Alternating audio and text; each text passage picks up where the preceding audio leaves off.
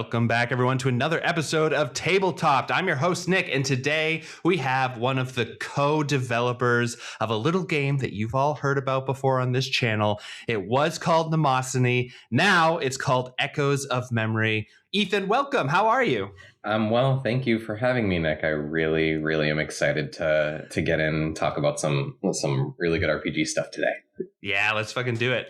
So for those of you who are newer to the community, Ethan and Mac, who's also been on the pod recently, both are developing a game called Echoes of Memory. At the time, it was called Mnemosyne, and we've been kind of keeping up with their development journey. It is such a fucking cool game, and I heard through the grapevine that some prototypes might be being made right now. So maybe in the convention circuit, if you keep your eye out, you can see it being play tested around. However, today we're not talking about any of that stuff. We're talking about a little game called Daggerheart.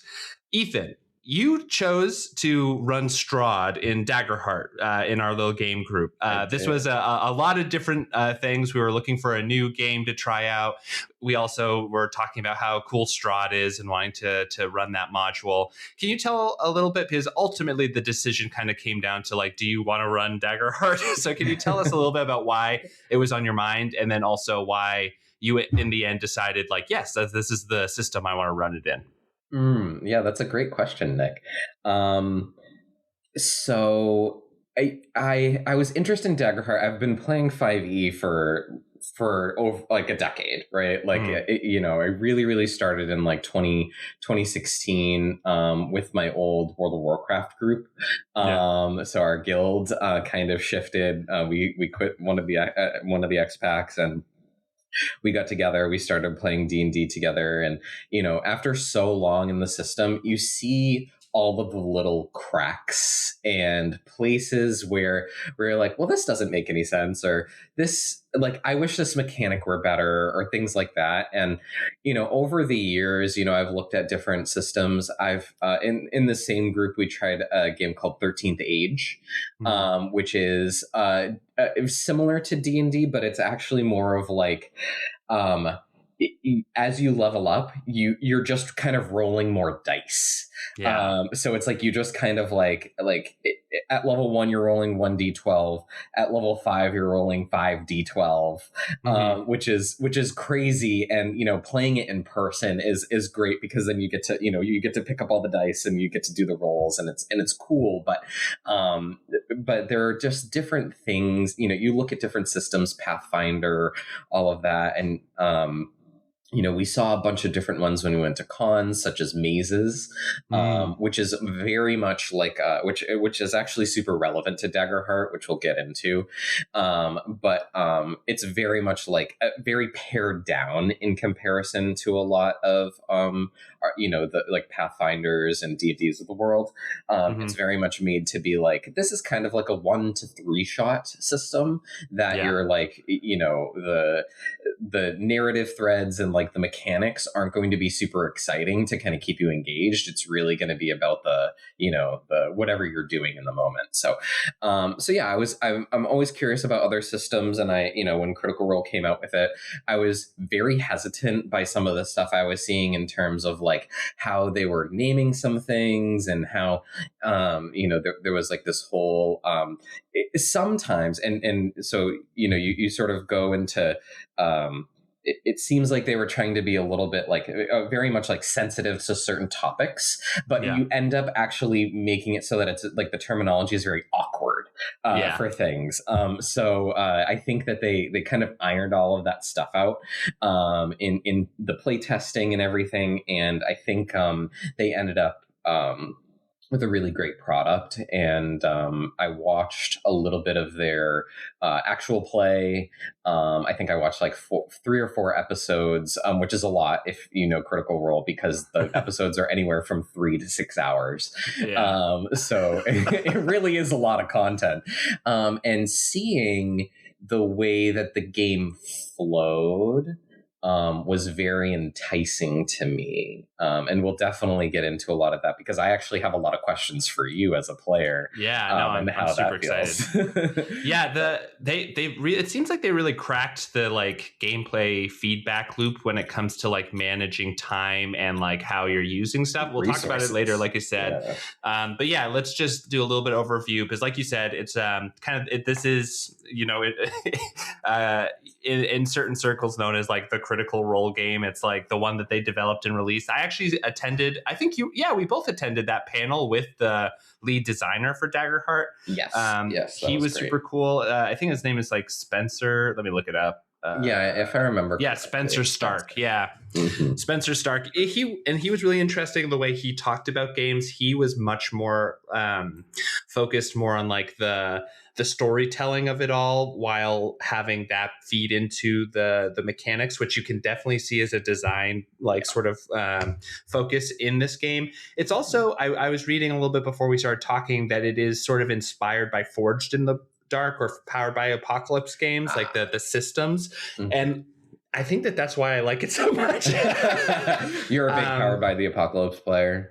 Man, Monster of the Week is one of my favorite games ever. It's just like so good and so simple. That's the thing is like, it's just, you can't beat it when it's just, when it so accurately evokes a feeling of a genre. Yeah. And it also, you can teach someone how to play it in like 15 minutes. You know what I mean? That's great. And I think there's a lot of bones in that in Daggerheart because, and I kind of want to get a sense from you from a GM standpoint, but from a player standpoint, it's very easy to run your character. To be fair, we're level ones. Sure, yeah. But like the way it works is sort of that you create a character, a species, and a class. I just rolled randomly on the groups of them, and it came together. So I'm a halfling druid, and the sort of species passive is very easy. It's just at the beginning of a game, this happens, and this thing goes, and you're done, and that's great. I love that, and also all of the abilities of a druid. It's not like I'm in D&D, I feel like there's a lot of paralysis that happens, especially when you get into like level 5-ish, because you're like, okay, I'm a spellcaster. I have 6 slots, but I have 100 spells that I need to choose from, and I need to prepare a certain amount of them, and I need to learn a certain amount of them. And it can feel like, am I doing the right thing? Is this correct? Daggerheart solves for that immediately and is like, okay, so you have 2 symbols on your class. Those are the cards you can draw from. Draw 2 of them that you want to be your active abilities. Super easy. And then like we found out, I didn't even know this. I was choosing like, these are my abilities forever. But then last session, you guys were like, you were like, you at a rest, you can trade those out. Yeah. And I was like, that fucking rules. Like, so it never feels like I'm losing out, which is great. And it has sort of that prepared spell sort of feeling. However, it's not like I am getting rid of something that I really want forever for something that may or may not even be used once. You know what I mean? Yes, exactly. So that's really fun. It's a little bit of a less like sunk cost. Yeah. Where you're like, man, like I picked this spell, but this sucks. I'm never going to use this spell, and I didn't realize like it's like a prayer of healing, right? Right. In D&D, where it's like, oh, this heals so much, and then you look at the casting time, and you're like, 10 minutes. Fuck! I could do a ritual in that time. Yeah, exactly. Yeah, and I also think that the hope and fear system, and I'll talk about it broadly from a game standpoint, and then talk about how it feels as a player. Yeah. The idea behind it, the main mechanic that I think separates this out from a lot of other games is that when you roll, you're rolling 2d10 and 2d12. 12. Sorry, I do that every time. I always prep the 10s. It's the 12s. It's the 12s. But yeah, and one of them is your hope dice. One of them is your fear dice. When you roll, whichever one rolls higher, that is the sort of token that is generated. A hope goes into your pot where you can use it for certain things. A fear goes into the GM's pot where they can then use it to take actions.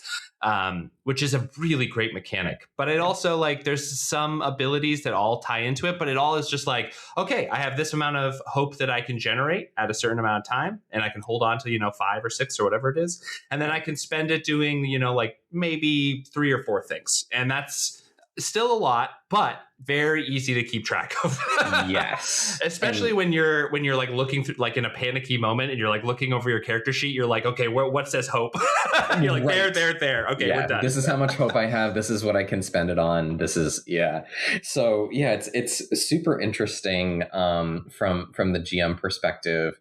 So this is kind of where it ties back to mazes. So have you ever played mazes or no? I have not. I've seen it. We At go cons, to some of the same cons. Yeah. So it was sort of had that big sort of corner at Unplugged that one year. But keep going. So mazes, it has a very similar mechanic to the fear mechanic, where it's called darkness.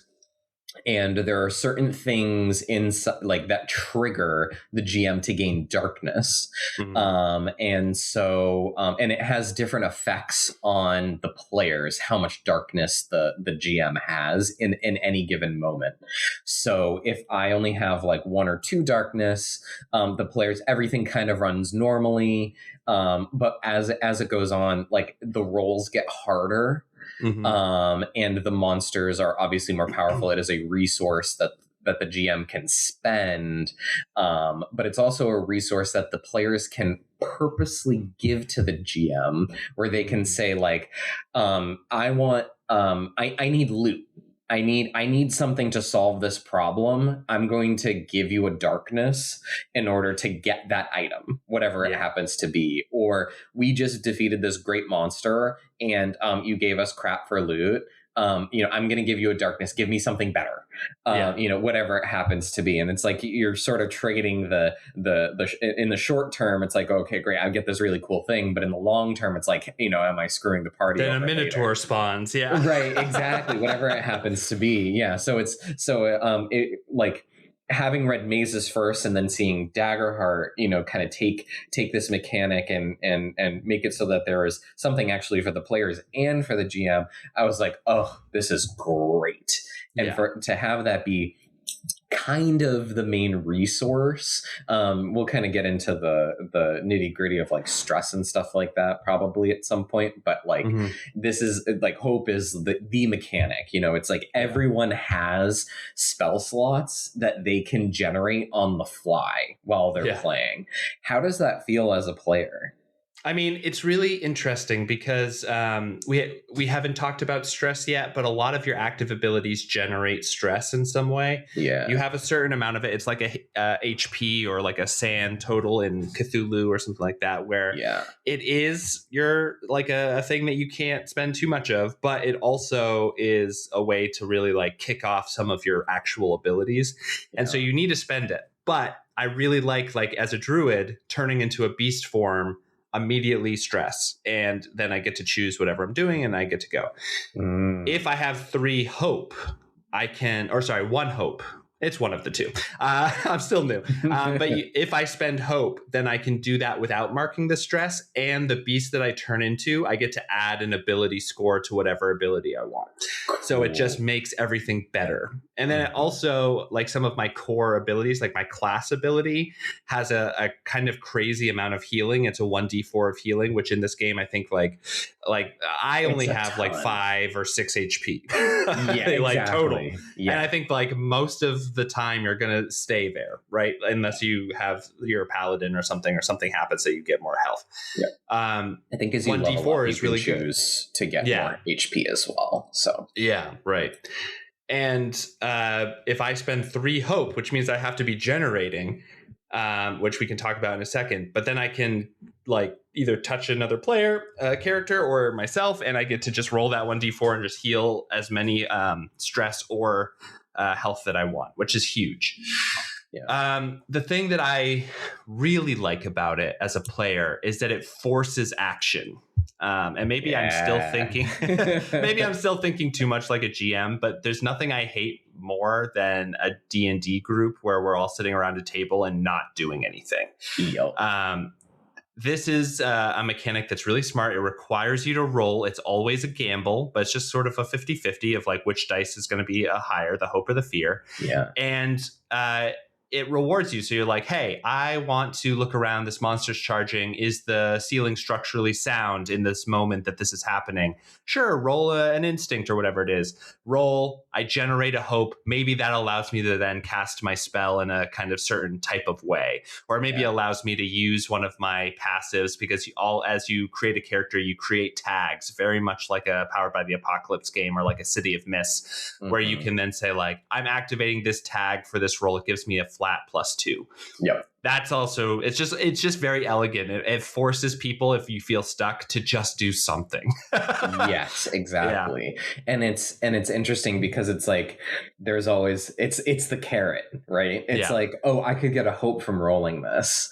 And like, I don't know how much of the psychology on your side is, but like for me, it's like, as the GM, I'm like, or I could get fear.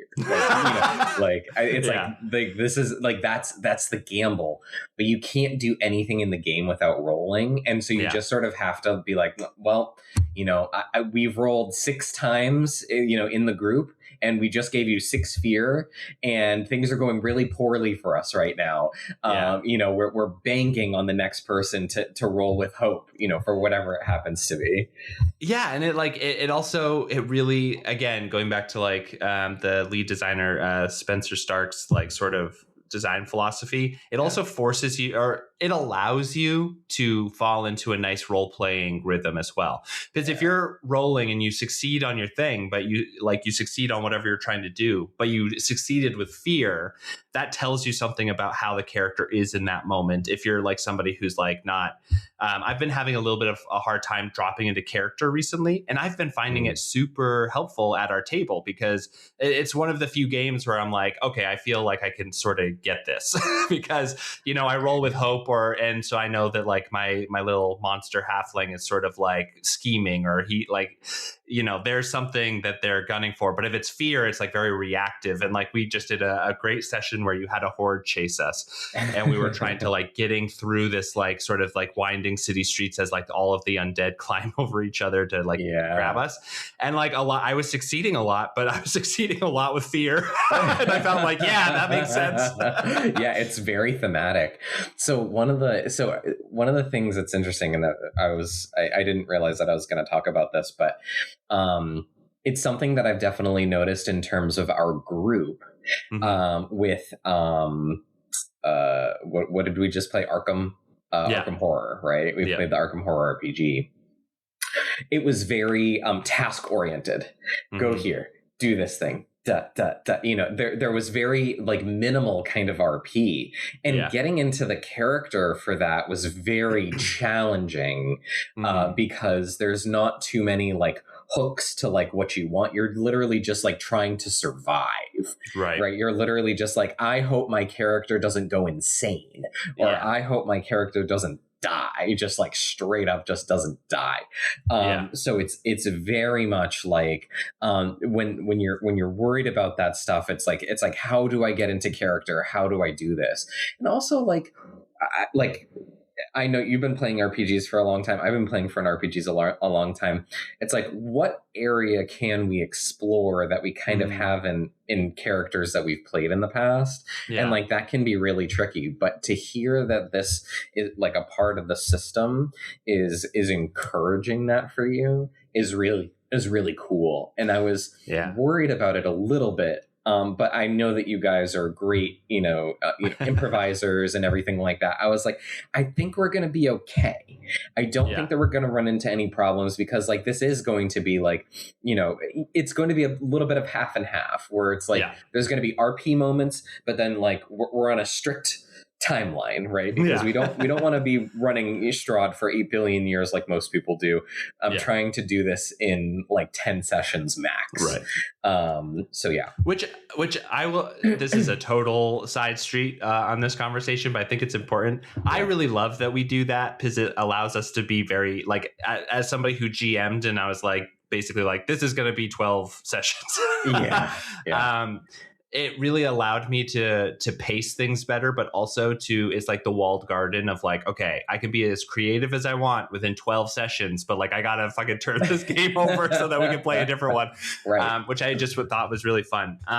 So I want to talk a little bit about what you were talking around the task orientation, because I feel like I think that you're right in that certain games really put that forward. I think part of that too was that Mac was adapting sort of a board game system into a TTRPG system as like a easy way to create a campaign, but you could see all of the tasks that were coming through. At the same time, like, I think that you're right in that there is a weird balance that happens there between developing and feeling a character versus like developing and feeling the story. And I think so far Daggerheart has allowed me to, because like the way we started in our first session, you had to start in that sort of grove with all of those statues and it was ruins. And it was basically, you were like, hey, just like go around, do whatever you want. And it was funny because the group split 50-50. Danny and I were like, I start communing with nature to be like, what is around here for us to like protect ourselves from? And Danny was like, I'm moving into an ambush spot so that in case something sneaks up. And then Mac and Summer were just like, yeah, I just want to go talk to the statues. I want to go see what's going on with the statues here, and you know, what is this place? And and I think that just from the start there, it allowed us to like, and we were all able to use our abilities in a role immediately, which is a thing that I have a problem with in D&D and some other TTRPGs are a little bit more classically oriented, is that like if you're a martial character, you're just inactive during those scenes, and if you're a skill monkey, you're kind of inactive during combat in a general sense. This felt very good. Like I was immediately using my cards. Because like I had utility spells, but also like I was kind of using all of the different things on my sheet immediately to be like, okay, I want to kind of feel out where we are. This is what's important to me right now, and I'm going to use my abilities to get more information around that. Which, like, I just don't feel like a lot of TTRPGs really allow you to use your full character sheet always. So, what about you when you're creating these things? How does it feel with the tools that Daggerheart gives a GM? Like, are you just sort of like, I'm improvising a lot, or are you like, I know how to create something that will feel a certain way within the tools that have been given to me? So it's interesting. So I think they give you a ton of tools in the manual. So like in the, it's all one book, the player's guide, DMG, all of that stuff. It's all one. So they give you a ton of tools for world building inside of there. It gives you a bunch of ideas for like how the monsters are. I haven't gone to this section yet, but I will have to very shortly. But I'm looking forward to seeing like what they have for exploration. Having been a GM for a long time, I kind of know how to run that stuff. But I'm curious how they run it in Daggerheart. I actually haven't gotten there just quite yet. But yeah, it's cool that you actually don't have an ability that just doesn't do anything. So Constitution in D&D, it kind of just doesn't do anything unless you drink a poison or something happens to you, right? Or there's like a very specific spell or something very that you're specific saving spell, with. right? Yeah. So it's cool that is just completely gone, and instead they've kind of broken up. Dexterity into finesse and agility. So fine versus gross motor movements. It's like realizing that as the GM, I was like, oh, okay. So like, just because I'm good, I have players that are great at moving around, and then I have players that are great at like doing manual, dexterity. So that's like, it's a consideration that like, I'm like, okay, great. I don't have to worry about designing different like physical tasks and stuff like that, and being like, the same characters are going to succeed at this as the other things. It's actually quite different, where Mac is very good at he has finesse, but he does not have agility. He has a -1. And just to comment on that really quickly, there's no score. So it's not, I have a 15 or I have an 18 or a 20 or a negative or a 6. It's just you have the modifier, and that's it. It's awesome. It's very powered by the apocalypse. Like when you create a character empowered by the apocalypse, they give you a stat spread that are just pluses. Like, okay, you have 2 + 2s, you have 1 + 1, and you have 1 0, and then you have 1 - 1 or whatever, which I think might be the same exact thing as Daggerheart. And you just assign it across your skills. You're like done.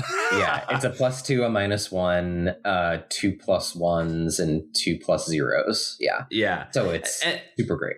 And like mechanically, another reason why I actually, and I want to wait till a little bit later to really get into this analysis, but I think that it is a better starting TTRPG than D&D is. Yeah. Yeah, it's just like smaller numbers, less numbers, and you feel like you succeed more, like because of the averages of the dice. So like the way that you check a skill check is that you throw your 2d12s, you see which one is higher, hope or fear, and then you add everything together plus whatever pluses that you have on the roll. So a maximum roll would be like that is not a crit would be like a 23, right? That would be 12 + 11. And a crit is just any 2 numbers that are the same numbers being rolled. Amazing. Which just averages everything out. Like, so I was a long time ago, I did a interview with the folks who designed D&D Onslaught, which is a skirmish game. And they were like, it is impossible for us to design a skirmish game with a 1d20 system. Like the variance is so crazy that we can't make it feel good to play. So they had 2d20s, and then you like take the better one.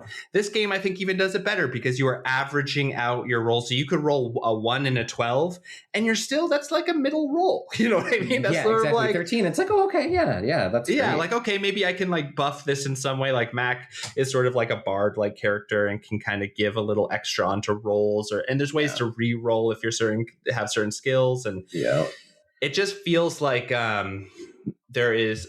I think that we've only like truly failed at what we're trying to do at the table like 2 or 3 times. And it has felt like, holy shit, this is actually really bad. It's really bad. Yeah. And that's great because failure in D&D is just like the story doesn't progress. Yeah. And that's something that we were trying to avoid with, Echoes of Memory when we were designing as well. So the fact that like Daggerheart also has that kind of design principle where it's like, you kind of shouldn't be failing. Really, the failure is like, you got the fear, you gave the fear to the DM, and now they're going to, fuck you up. And which is great. It doesn't punish the GM for people always succeeding in their tasks, because it's not like D&D where in one round you're going to take down a monster. This is maybe the most elegant thing about this system that I think is like really interesting. I don't know how it will feel at higher levels, but here's the way that they do it, where if you attack, you throw your biggest spell at a monster, and you roll a bunch of dice, and you get a 28 damage pips going into this monster. There are thresholds for 1 damage, which is anything up to like, let's say 6. So from 1 damage to 6 damage, they get 1 health taken down. From 7 to maybe like 15, if you do in that wheelhouse of damage, they get 2 health pips taken down. And then anything over that is severe damage, which is 3 health pips, which means that it's never for you. Like, you can't have a big monster and then we roll our goddamn asses off and it's dead immediately. Like, it just doesn't happen. You know what I mean? No. And so this is so interesting because I've actually been running for many, many years a very similar but different system. In D&D 5e. And it really just stemmed from, I hate doing a massive amount of adding and subtracting to HP in the middle of combat. I would rather focus on like doing the game rather than, subtracting hit points and stuff like that. So for me, what for the longest time in D&D, it's basically like different levels of monsters have different amounts of like a range. So like an easy monster would have like 1 to 5 hit points, or 1 to 5 damage is a hit point. And so it extrapolates from there. So if you do 16 damage, that's actually 4 hit points that the monster loses, right? I can keep track of it on spin down D20s. When I'm playing in person, it's just like tick, tick, tick. Or I can just tick it down, like I can do it on a Word document, rather than having to, do math like that. And it's like, it's just so much easier. You can just extrapolate, right? It's all hit points are supposed to be an extrapolation anyway. Like it's not an actual representation of health or anything like that. It's all of these sort of things combined, armor and stamina and everything, and sort of combined. So it's like, why be so much more granular when you can just be general, and I think it's worked out super well. I think so too. And it also allows you to really feel like, okay, my character or like this enemy that I'm building for my party to fight is like a berserker. So maybe those three like phases, boop, boop, boop, like minor, medium, and severe damage. Yeah. Maybe it's only between like 0 and 3, and then 3 to 9, and then 9 to 15 for those thresholds. Sure. Because he doesn't wear armor, but he just has a sack of hit points. Like he has, 10 or 15 hit points. And again, that is a huge amount of hit points in this system, because if we're doing severe damage every hit, it would still take 5 hits to take this person down. Right. So I just think that that's a really elegant, cool system. There's a lot of like debate within the D&D sphere about like, how do you make your monsters feel better? And some people are like, double their hit points. And I find that just makes them like sponges, and the game just feels like a slog. Yeah. One of my co-hosts, Franco, says half the hit points, double the damage. So that a hit from a monster is like going to throw you through a wall, but also is only going to be like 1 or 2 rounds of combat. Yeah. And all of these are great answers depending on your play style. Yeah. I have never found one that feels correct. You know what I mean? It just doesn't feel quite right. Yeah. This one feels better because I can, roll a huge amount of dice as a player. That dopamine rushes. I'm like, oh, I did a 1d8 + 1. And then because I crit, I get to do this other thing. Oh my God, it's like that's 20 damage. And you're like, holy shit, that's huge. 3 damage. Right. I'm like, great. Yeah, you just dealt 3 hit points worth of damage. Yeah. Great. Congratulations. And but the thing too is like, as a DM, you don't have to like, I think it allows there to be a reason for the screen a little bit as well, because you're like, oh, wow, you just like, you blast him and like pieces fly off of his armor. He's breathing hard. And then behind the screen, you're like 1, 2, 3. Yes, exactly. So, but then but again, behind the screen, it's like, cool. This combat, you guys have been rolling like garbage. You haven't hit. If someone gets the severe damage and I say, great, now I can lower the thresholds. Yeah. Right. It's like, now you're actually kind of like wearing it down. And it's like, that's like a tool that's kind of in my box, where it's like, okay, great. Like I can actually like use this to my advantage, or to the player's advantage. You crit this guy's face off. You get the extra hope. Congratulations. And, we're going to kind of bring this down. So like the rest of the fight, if you guys roll like shit, we're going to continue, we can get this done. That's so interesting. There's, that I didn't even think about it that way, but you could homebrew your ass off in combat to make it feel very different. Like you could say like, okay, if you're wearing heavy armor, if this combat goes up beyond 3 rounds, like I'm gonna make you start lowering your thresholds, because you're taking hits, your armor's getting damaged, but also you're exhausted. Like you're not able to move as well as you were. Same with like enemies. If you were like doing it like the way you were just talking about, you could have like, if it's like, an undead knight, and it's like rusty armor or whatever, maybe they're blowing pieces of the armor off even though it's not doing any damage, and then you finally are able to there's like my co-hosts, we've had many episodes where we talk about like, what even is a hit point? And I do think that this system actually kind of answers that question a little bit of it's like, you actually, what this means is you got hit 3 times, and that means you should probably be dead. You know what I mean? It's like, okay, you get stabbed once, like maybe you're able to recover, but then it's like, okay, you've been stabbed 3 times and one of them was like in your neck, you're done. Like that's sort of it. And I also want to bring up, because we're kind of in the zone, around how we've talked about how health works, but we have not talked about how armor works. There isn't an AC, which I love. It's not like they're throwing against your armor. It's not like you want the biggest, bulkiest armor, because what that does instead is gives you a pool of armor points that you can abstract some of the damage off into. So if Ethan hits me with a huge, serious damage, 3 hit points coming in, I can take one of those and put it, like funnel it towards my armor, so my armor takes that blow, and then the other 2 go to my hit points, and you have a certain amount of pips that you can take off your armor until your armor is destroyed and unusable, and you can get that fixed. And like, we should talk about the rest system, of course. but I think that that's really great. And then instead of like a AC, you have an evasion, which is sort of why don't you talk about it a little bit? Because we like last time, especially because of the way that the encounter was structured, we didn't do a lot of evasion stuff. It was more like, we got to get the fuck out of here. Yeah. So evasion, so it's interesting. And if I actually had one thing to say about the system, I actually don't think it's necessary. Yeah. The values, so the evasion values are so low that and they do scale. So actually, and I don't even know if we did this when we ran the session 0 building the characters, but you're actually supposed to add your level to it. So you guys might be 1 lower than what you're supposed to be, and 2 lower at this point because you leveled. Because every time you level, you add 1 to it. But now that you're 1 level higher, you're going to be facing more difficult enemies. So like the enemies are going to hit, like with more. So it's like, is it really necessary to have an evasion score in the game? And I can't help but wonder, it's like, man, you could have just like given them, like, you could have just had an evasion and not had armor slots, and they're just evasion slots, and you give them like 1 or 2 more, and you're just like, okay, great. So like, you dodge, you have your armor, you parry, that whatever it happens to be, and then like that's kind of it.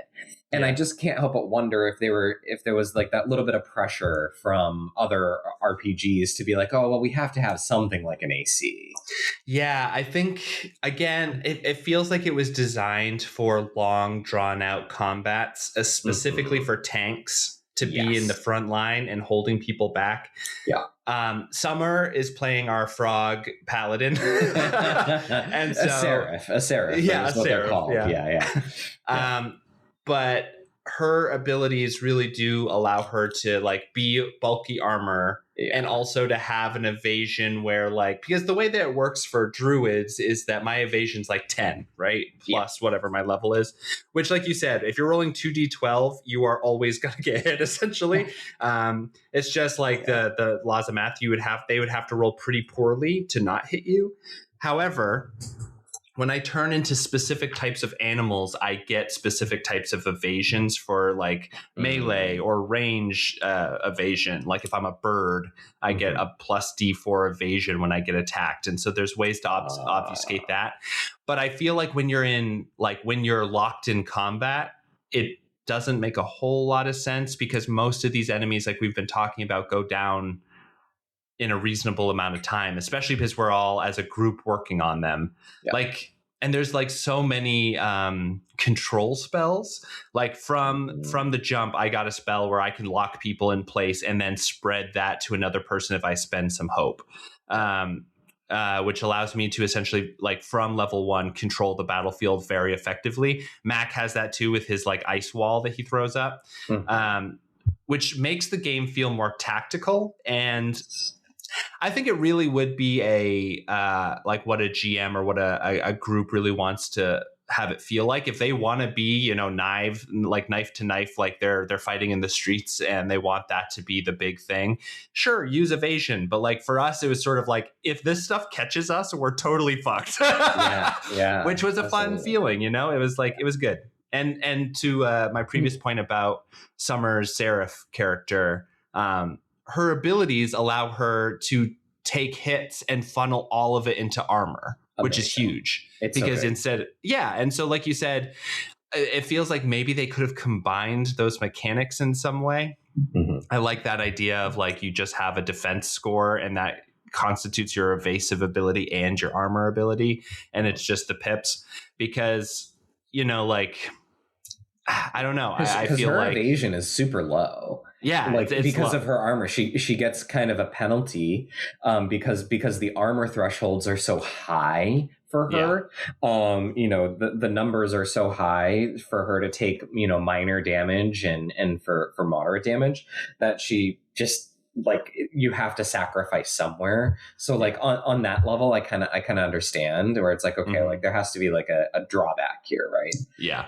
But yeah, it's cool. You can tell that someone put a ton of thought into this, rather than just like, oh, we're just going to copy what we did 20 years ago. Yeah. It's like, actually, we're going to really develop this and really think about what the purpose is for each of these things. So it's cool. Do you want to talk a little bit about stress? Because I understand it, but I haven't fundamentally, like, my character doesn't deal with stress a whole lot. Like I have I accumulate it fairly slowly because I'm not shifting in and out of beast forms very often. I guess so far. And then also I have abilities that, like, I can hang out in somewhere attached to nature for like 2 minutes and I can remove certain amounts of stress. Cool. So like for me, stress isn't huge, but for like Danny's character, which is all about stress and chaos and like building a bunch of stress and then spending it. But can you tell us a little bit about what the stress mechanic is and like how it works? So if you've ever played Betrayal, right, like you have like kind of like your mental stats and your physical stats, or even like Arkham Horror has kind of the same thing, right, where you have like your sanity. I think of stress as that kind of mechanic, where it's like that's actually kind of like your mental, like, hit points almost. And some classes, so they have pips just like HP, but some classes are able to tap into that stress as a cost to use their abilities.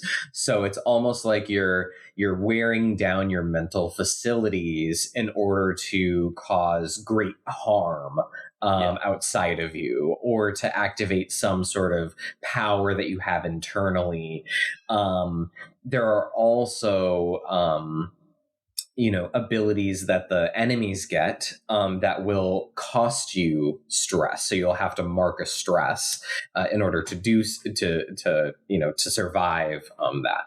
When that happens, and if, like, let's say an ability has like a sonic screech or something like that you failed your save, and you need to mark a stress and you don't have any, then you mark hit points. Yeah. So it's like okay, I didn't get off scot-free. It's actually now going into my physical health. Like, it's starting to wear on my body, not just like my how much resolve that I have. So yeah. Which I think also totally dodges the sort of like, because I have mixed feelings about sanity mechanics. Okay. Yeah. Just because, like, as someone who has had mental health problems in the past, it's like, okay, let's not like M. Night Shyamalan this and make it like, oh, you're mentally unwell, you're evil. Yeah. But I think that, like, this makes sense. It's like, yeah, like you said, you're worn out mentally. Like you've seen some shit, and now it's starting to come. It's reflected in your body. Like you're not able to react as fast, and you get hit or whatever it is. Like however you want to flavor that.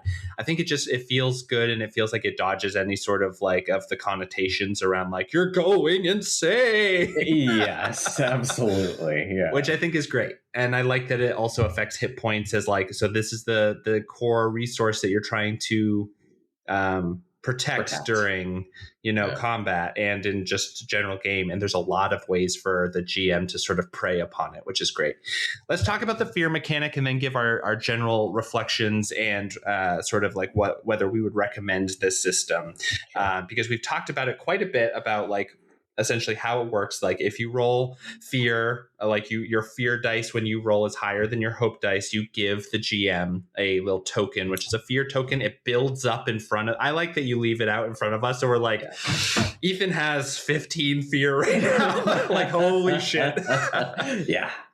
So do you want to talk a little bit about how fear works and like your opinion of it as a GM? Because as a player, I have a lot of opinions, and I can get to that afterwards. Yeah. So I love it. I think that that they encourage you to leave it out in the DM piece of the Daggerheart book. It says like you should leave it out because it should invoke fear in your players. Like, oh my God, what is the GM going to do to us? You know, he has this whole horde of fear. You know, what awful ability is going to come raining down? You know, and we're just going to have to like figure it out. I think that it's great. And I think that so the way that you're kind of supposed to, the way that the combat is kind of supposed to flow is whenever a player either fails a roll or rolls with fear, I'm supposed to take my turn. And I haven't been doing that every time because sometimes you guys like, it's like, no, actually, like it makes sense for you to like continue doing your turn. Like, I don't actually want to interrupt you right here. Like, I want you to continue kind of doing your thing.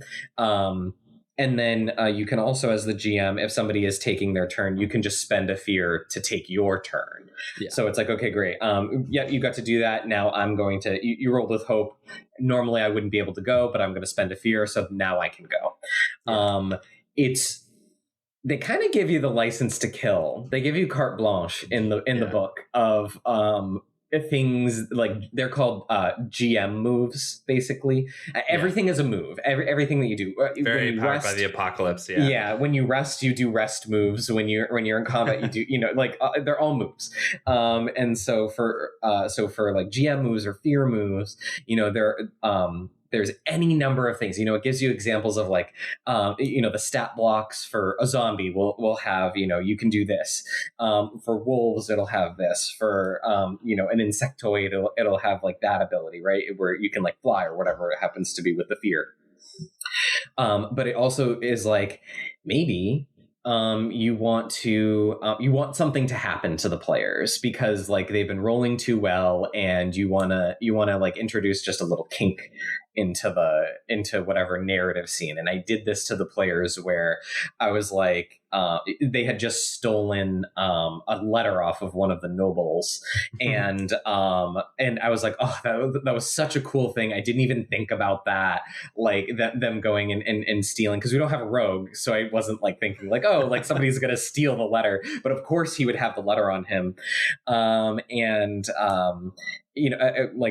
I spent a fear later on to be like, he realizes that the letter is gone, because that's an interesting kind of like twist to add pressure to the players to be like, actually, like, this makes sense narratively, and I want to kind of push the narrative in that direction.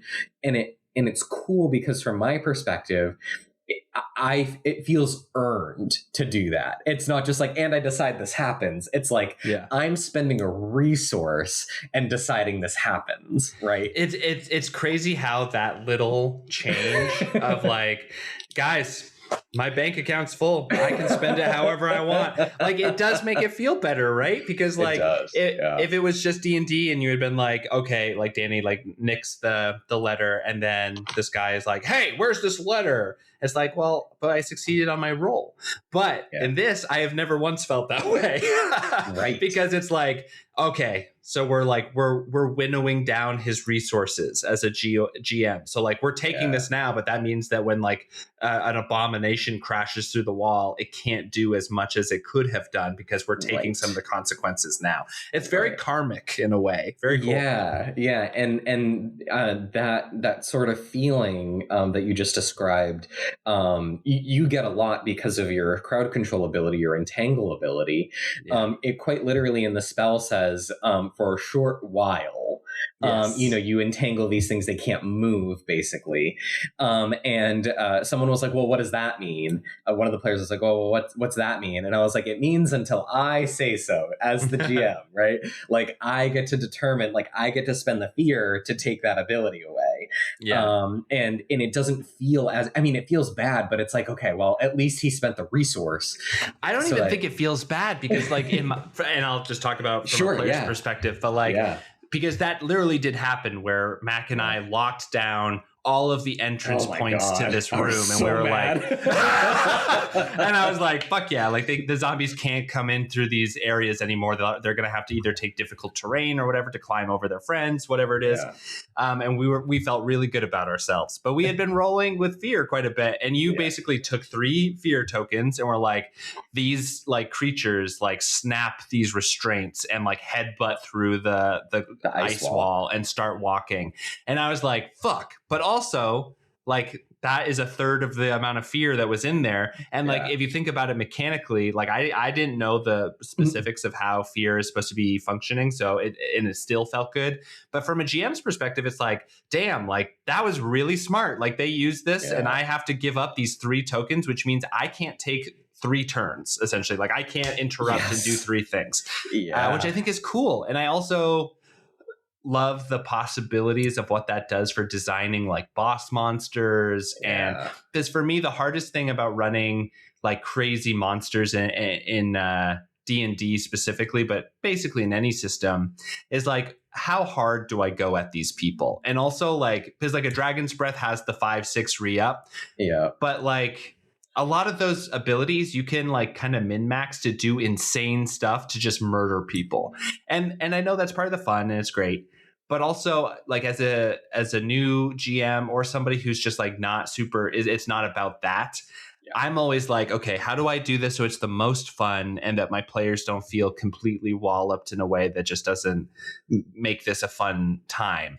And this kind of solves that, because instead you could like, I could see you homebrewing a monster and being like, if I have 5 fear, I can do this crazy ability where this guy like eats somebody. You know what I mean? Like, all this stuff. And it feels okay to the player. Because it's like, oh, well, yeah, he's just spent 5 fear, but he ate me, right? Yeah. And that's like, and that's an accumulation of 5 rolls that have happened, you know what I mean? That didn't go our way, like in a, you know, I'm putting air quotes around that for the, this is a very visual I was going to say, there are also abilities, there are also GM abilities, like bite abilities or something, you know, things like that do generate me fear when I roll. So it's like I can kind of multiply my fear depending on what enemies I'm throwing at you. So it's like, it's super cool. But 90% of the fear is coming from you as the player. So it's like you're the ones feeding me. It's almost like the players are feeding the narrative of it all, which is great. Yeah, I mean, like I just think it's super elegant because I find clocks in games so important, but also very hard to manage if you're not comfortable with them.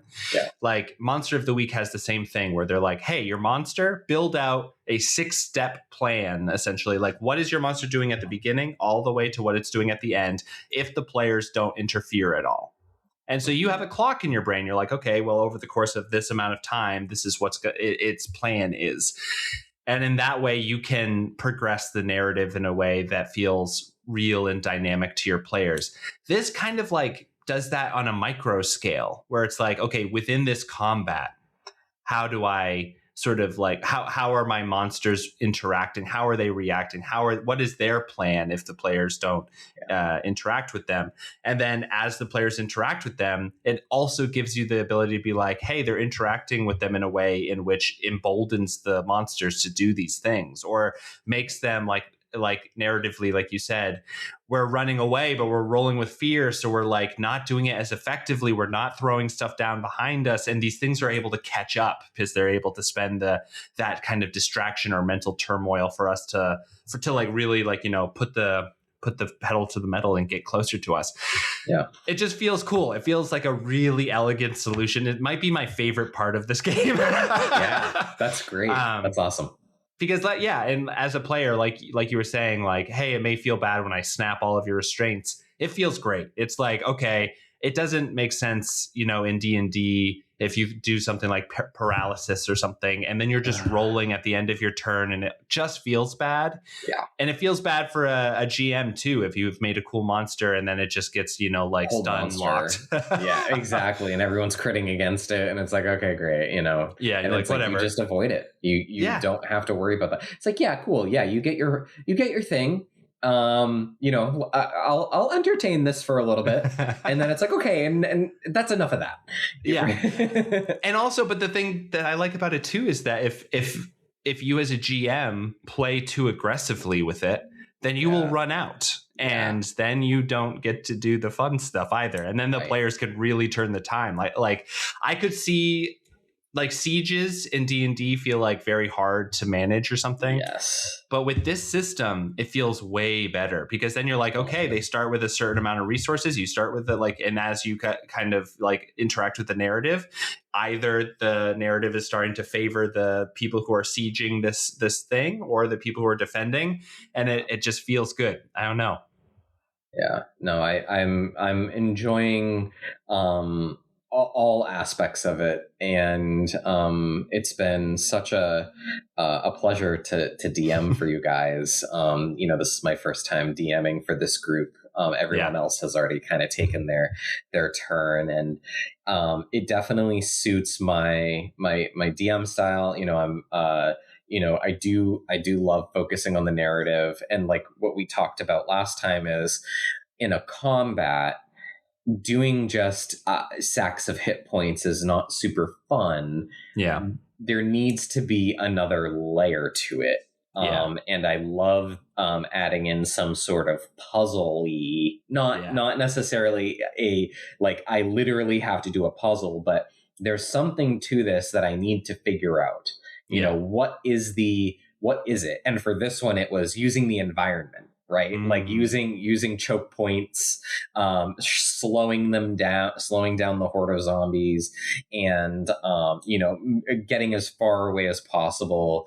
Spending hope to or spending a stress to move. Using that. I kind of messed with the movement mechanics a little bit to make it so that like you guys were constantly having to roll, generating me fear and stuff. It was all very like meticulously designed with that in mind, because I was like, what do I want to evoke here? I really want to get the pressure of this is a zombie incursion in a town that is close to Strahd's castle, and he has a specific purpose in mind, and like you guys know, oh shit, he wants this girl for whatever reason.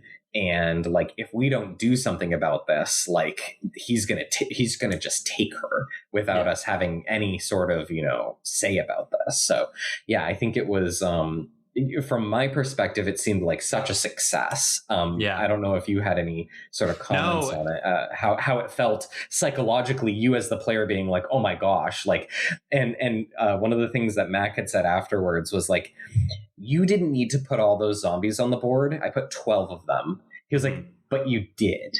Yeah. And you kind of did need to do it. And it was just such a it that played into the psychology, at least for him. But I don't know if you want to kind of speak on that.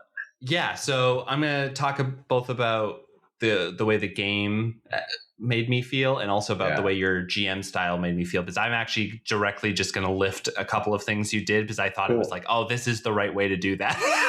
Yeah.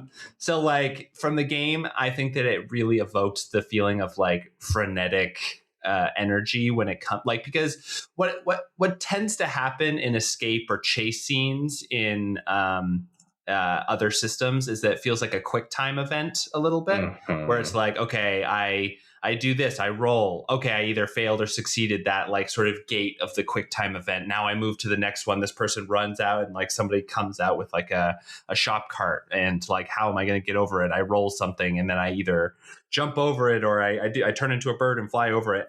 And all of those are just like individual moments of decision rather than like an ongoing feeling of chase. Yeah.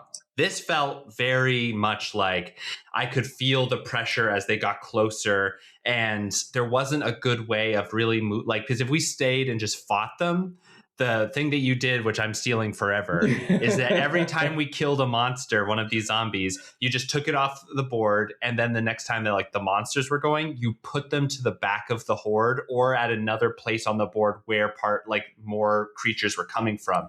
So it felt like there is an endless amount of these things. Yeah. We can't just fight our way down. That's just not an option, which I think a lot of GMs struggle with in these sort of situations where you're trying to make your players do something a little bit different. Yeah. But and then like you had, and again, we've talked about this. I've talked about it on the podcast, but I think you did it spectacularly, where you put these gems on the board representing people that we could either try to save or not as we escaped. And like we could have just sprinted to the end and it could have been okay. But the way that you did it in this system, again, the system allows you to do stuff like this, is that when we saved one of these people, then we would get an extra hope. If the zombies devoured them, then it would generate a fear for you. So it's sort of like, that feeling of, somebody gets pulled into the crowd and then you see them at the back as a zombie starting to move. And I specifically used my fear gems as like, this is what's on the line. Yeah, right. Exactly. Like it played into that psychology of like, oh, he's going to get the fear if we just run by them and the zombie kills them. Right. Yeah. So, and I also really liked, I know that you homebrewed it, but I think that it is something that people who play in this system should consider, especially for like really highly dangerous or frenetic situations. The rolling for movement never felt terrible. It's like, I know, again, the system doesn't let you fail crazily all the time just because of the averages of the dice. Yeah. And so the way that you did it was that there were tiers of how far we could move based on our agility score when we rolled. Yeah. And what I really liked about that was that it made me as a druid feel like a god because I could turn into an antelope and then I didn't have to roll for that. Right. Yeah, absolutely. And I could just blah, blah, blah, blah, like run away. But then everybody else, it was like a sort of thing where it was like, okay, these zombies are close enough that if I don't roll well, that they will catch me in like a turn or two. Yeah. And so it put a lot of like this feeling of pressure of like, never that, oh, I just lose because I roll badly. But it was more like, now I'm in a very dangerous situation, which is fun. And it makes people like the people who have pulled too far forward start coming back to try to help people escape. Yeah. It just felt very dynamic in a way that I haven't felt in a while. It is the same dynamism that I get from a fully narrative combat scene, like in a Powered by the Apocalypse, where it's just people saying what's happening and then rolling, and whether that happens or not, or happens the way they think it happens, is the result of the roll, like narrative control. Cool. This felt like very strategic, like D&D, like moving your minis around, but also had a feeling of like, we're not masters of this. Like there isn't one right way to do this. There's like lots of different things we could do. Yeah. And, there is a thing to be said, like if we had just sprinted to the house, left all those people to die, yes, you would generate fear, but we would not have generated you as much fear as we tried to save people, which is like, okay, well then it becomes much more like there isn't a right or wrong way. It's more about how we want our characters to interact with the situation. Exactly. So it's just good. I wanted that choice there. And, it's interesting about the movement because, in general in Daggerheart, the idea is that like anywhere within close, which is like 30 feet, it's like you can usually move for free. Yeah. In this instance, because it was such like a high like stakes situation, and it was dark and it was misty and like all of these things were happening, I was like, there needs to be kind of this limitation. I need to make it so that they feel the pressure of like, if this roll doesn't go well, then I'm screwed, or like I'm gonna wear down my resources, I'm gonna wear down my stress in order to try to get away. And I was like, okay, great. What's a good cost for that, right? And I was like, well, it's the middle of the ground. Yeah. It's six hexes to kind of get away, right? And it ended up, and like I said, I did play test it to make sure that it worked well, but it was a super easy kind of, it's like, great, put 4 characters on the board, roll a couple times for each one, how much fear am I generating, how much hope, how are the zombies moving, stuff like that. And it just worked. It worked exactly as intended. So I'm glad that it worked for you as well. And I'm glad that you got some stuff to use in your game. Totally. I'm stealing it for sure. Like I don't run hordes because of this reason of like, it's either just a sack of hit points that we've talked about before. It doesn't evoke the same feeling I'm looking for. I loved the way you did that. It was very good. Cool. The thing about the system too, is that I love that you did this And I would encourage people, if you're diving into the system, because homebrew is like where most of like the people who listen to this podcast, and also I think most TTRPG players, like they exist in the homebrew space in some capacity. I think that this system allows you to homebrew mechanics that are resource generators for the GM. So like instead of, just like a random amulet that's flying around a room that you need to grab someone and like to fix it, and then that will allow you to kill a monster, which is stuff like that I would do in D&D to allow for more of that kind of interaction. Yeah. Instead, I could say like every turn that this amulet is still like up and around, it generates me a fear, which allows me to do more stuff. And I could just say something like that, and it allows me to have more of like, if I want if I want to throw importance onto a specific aspect of a thing that I've made, it's a great way to do it. You know what I mean? So yeah, just very good. And that's one of the things where it's like, if you as a GM, you homebrew something and you realize kind of within the moment that this is, oh shit, I kind of overtuned this, right? Yeah. You can like tell the players like, hey, you see how I'm generating a lot of fear from this? Do you guys want to do something about that? Yeah. Right? Like, do you see what's happening here? Like, do you guys maybe want to try to stop that from happening? Yeah. And then that it kind of gives them an out to be like, oh, okay, like I see, now I can interact with this in a different way. Yeah, and like we play at a deadly table. We're always like open to the idea of death and of our characters and everything. But the thing about this too is that it allows the GM, the system says to the GM, hey, you don't have to spend this. You can save it. You can just keep it. You can spend it, and you should, and to make it more interactive, but like it's not like it goes away. So if you only spend half your fear that was generated in a combat, then it's there for the next scene. You know what I mean? And that is also, it's not great. It's not great for the players. Yeah, because it's like, if this is kind of low stakes, right, and you guys are generating fear, it's like, okay, yeah, like bring me back up to full, baby. The next time that there's something with a lot of stakes, you're gonna get staked. You're gonna have to be on your A game to like survive this. Right. I think it's great. Let's talk about whether or not, let's like kind of bring it to a close, talk about whether or not we would recommend this game. I'll go first just because I know people sometimes have a hard time throwing out recommendations, especially since we haven't played for a whole lot of time. We've done like two sessions in a session 0. Yeah.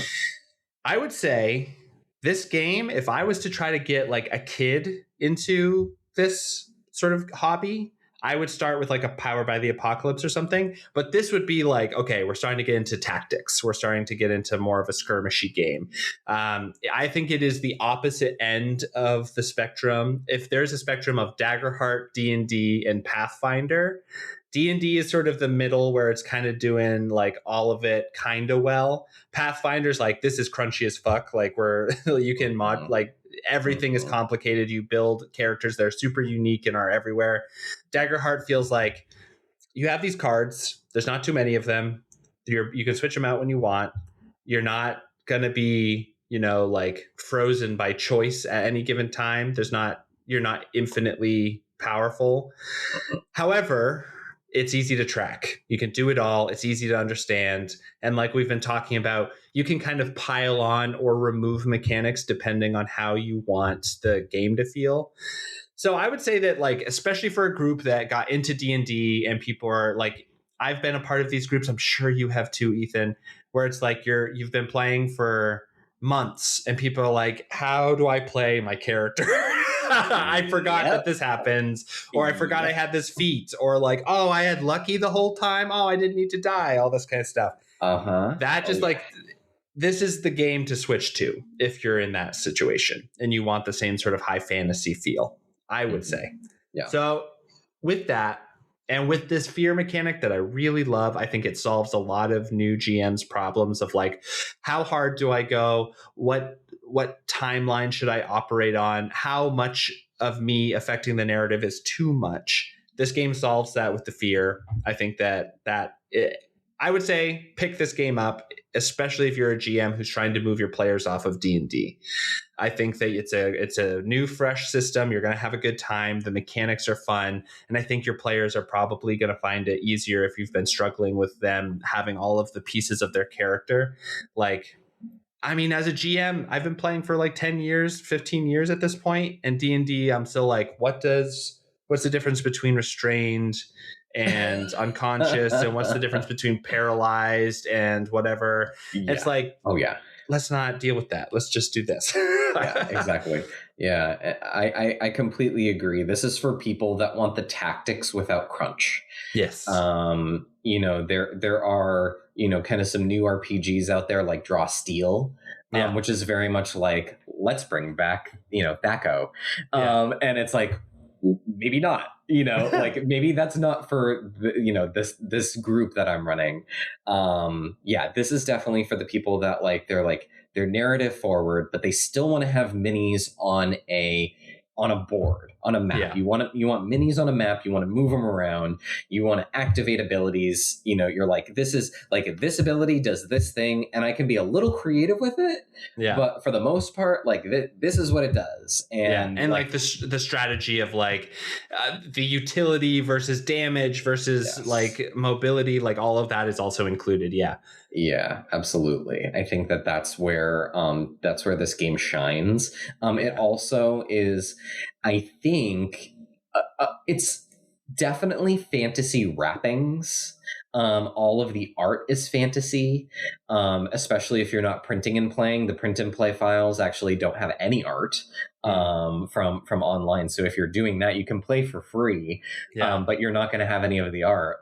If that is cool to you and you want to do that, and that kind of like removes the fantastical element from it, go ahead and run it in a sci-fi setting. There are different campaign frames inside of the book itself that's like, hey, there's a cyber one where it's like, actually, like it's like, is it magic or is it tech? And the world has different mechanics because of that, because it's filled with technology, in kind of this post-apocalyptic world. That's just such a, it definitely feels better to do it in a system like this versus D&D, which has so much just history behind it that makes it like, it really makes people pause before kind of reflavoring in that direction. Whereas I think this it also makes people feel like there's a right way to play D&D and a wrong way to play D&D because it has all that history. So like, I get it. Yeah. I would say that the only thing that I'm interested to see how it does with is like right now, the loop, the what is it called? Mechanic loop, I guess, is very satisfying. We haven't leveled up, we haven't gone through a level up sort of time yet. We haven't seen our characters grow in power. I'm interested to see how that works, just because in this game, like we got a magic item last time, which is going to also allow like for an active ability for one of our players, which I think is cool. And I wonder if it's going to be like 4E where we end up with just like a hand of cards and we're constantly like looking through all of them, or if it's just like the way the druid's wild shape works is that you can turn into animals based on tiers, and the tiers match your level. So like tier 1, I can become a fox or a wolf or whatever. But like tier 4 or 5, it's like literally like you turn into a behemoth, whatever that means to you. Right. So like, so I'm interested to see how that feels. Yeah, and just to give you a little sneak preview, so every time you level up, you do get a new domain card among like your 2 kind of specs that you can choose, your domains that you can choose from. Right. So you get to choose one. So it goes up to level 10, right? So like at minimum, right, you have 2 cards to start, and then as you level up, you get 9 more. Yeah. If you want more abilities, one of the level ups you can take is an additional domain card. Yeah. So it's like, if you want to be kind of like a skill monkey, you can do that, but it's at the sacrifice of something else. Yeah. Yeah, it's going to be really interesting. I have full faith that it's going to land the plane, but it's interesting. Man, this is the first tabletop in a while that's gone over an hour and 10 minutes. It was such a good conversation. I say everybody, at the very least, like Ethan said, you can download this for free. It's great. Try it out. Yeah, just try it. See Put if it it's in some any good. sleeves and, go for it. Yeah, I think this is a great one to have on your shelf, whether it's in a little binder that you've made because you just printed it out, or if you buy the actual thing and have all of the gem tokens and everything. I think all of this makes Daggerheart. Like they were saying for a while, it's like, is this the D&D killer? Blah blah blah. I don't know if that's the case, but I think that this game is going to be around for a while. I think that it's really solid. I feel like it goes into the pantheon of like sort of indie games. Indie. It's Darrington Press is fairly big at this point, but still, it's not Wizards. And yeah, I'm just really enjoying it. Thank you so much for running this game and to pulling us in. Any final things you want to talk about? Anything like where people can find you, or anything about Echoes of Memory? And then we'll shut this down. Yeah. So Echoes is going to be, it's a few months out, but we're going to be at PAX Unplugged again this year, in December. Yep. First week of December, first weekend. So we'll be showing it off, playing around, like Nick alluded to. We do have a test copy that we are brewing up. We're just waiting for some prints first to see what the quality is going to be like. And then we're going to kind of bite the bullet and get a copy. And then we'll see how that is. And then I'm going to order a copy, just so that I can play it with my team.